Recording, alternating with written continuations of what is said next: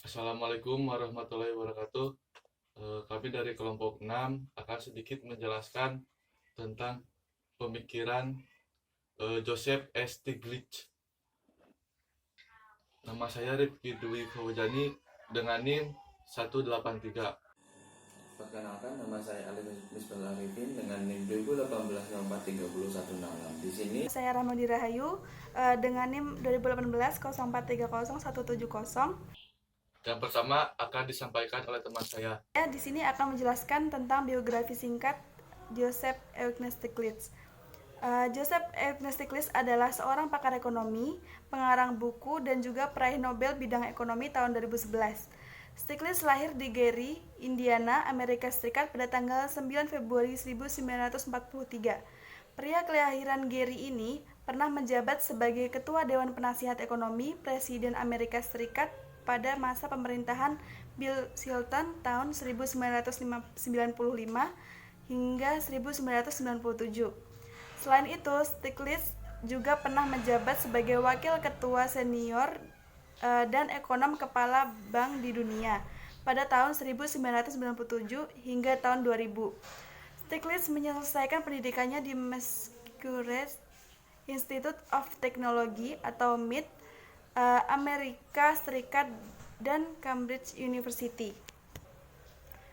Selanjutnya ada kritik terhadap sistem ekonomi. Yang pertama, sosialisme. Sosialisme telah gagal menciptakan stabilitas ekonomi di Eropa karena revolusi ekonomi justru menimbulkan blok kekuatan dan ancaman baru terhadap pemilik modal. Yang kedua yaitu kapitalisme. Miskonsepsi tentang laissez-faire atau kebebasan dalam ekonomi menimbulkan asymmetric information atau informasi yang tidak simetris. Kemudian selanjutnya pemikiran ekonomi politik Stiglitz.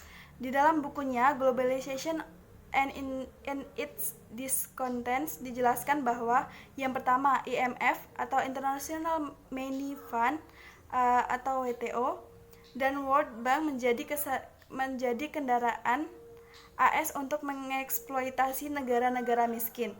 Kemudian yang kedua, agenda globalisasi ada 3. Yang pertama deregulasi, yang kedua liberalisasi, dan yang ketiga adalah privatisasi.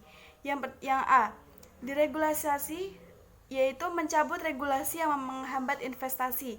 Kemudian B, liberalisasi yaitu mencabut regulasi yang menghambat perdagangan internasional. Kemudian yang C, privatisasi yaitu swastanisasi BUMN oleh swasta dan asing.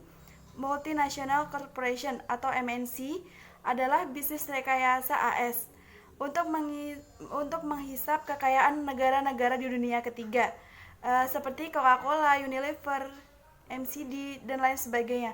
Solusinya adalah mereformasi lembaga IMF dengan World Bank atau WTO.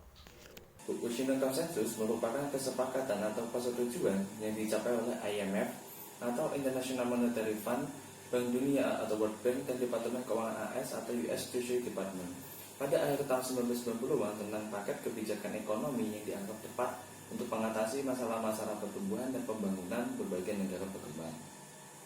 Ada beberapa pilar utama konsensus ini, diantaranya yaitu stabilisasi makro, liberalisasi perdagangan, investasi, dan sektor keuangan, serta privatisasi. Konsep ini menekankan pada pengurangan besar-besaran pengeluaran pemerintah, deregulasi, serta liberalisasi dan privatisasi secara cepat. Stiglitz menentang Washington Consensus ini dikarenakan banyak negara-negara berkembang yang menerapkan resep ini malah justru terpuruk dan terjerumus ke dalam resesi ekonomi yang buruk, seperti diantaranya Rusia, Argentina, Venezuela, Indonesia, dan beberapa negara di Asia Timur lainnya.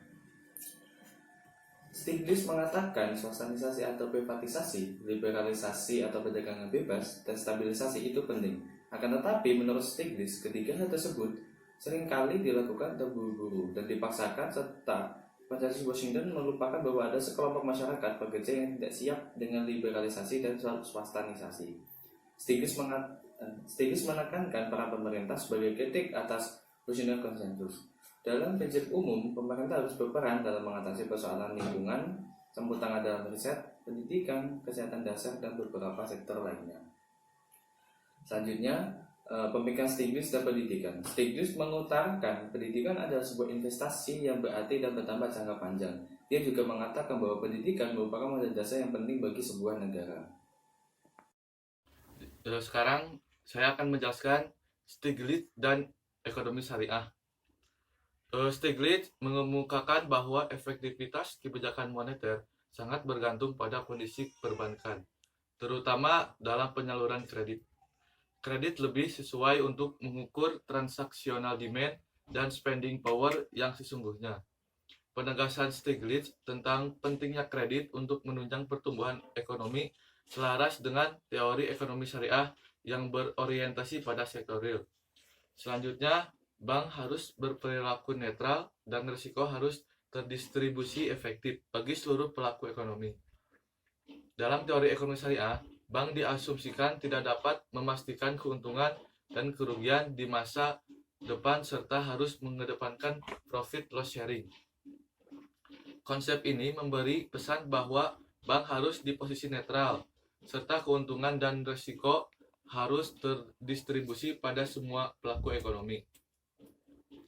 Selanjutnya, Stiglitz juga menyatakan mekanisme transmisi kebijakan moneter melalui jalur suku bunga kini tidak efektif lagi dalam mempengaruhi kegiatan di sektor real. Untuk itu, penggunaan instrumen suku bunga untuk mempengaruhi jumlah uang yang beredar hendaknya diubah menjadi kebijakan yang berdasarkan kepada mekanisme permintaan penawaran kredit.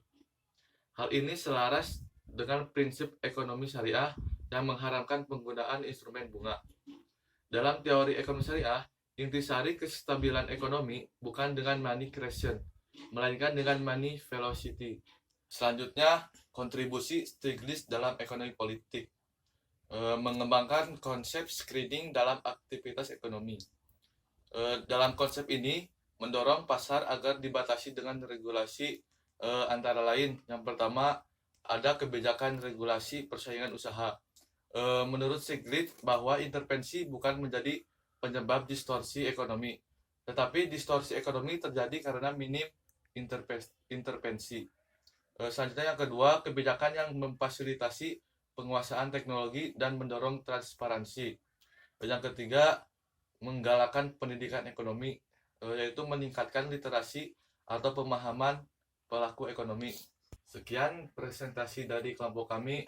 Mohon maaf bila ada kesalahan. Wassalamualaikum warahmatullahi wabarakatuh.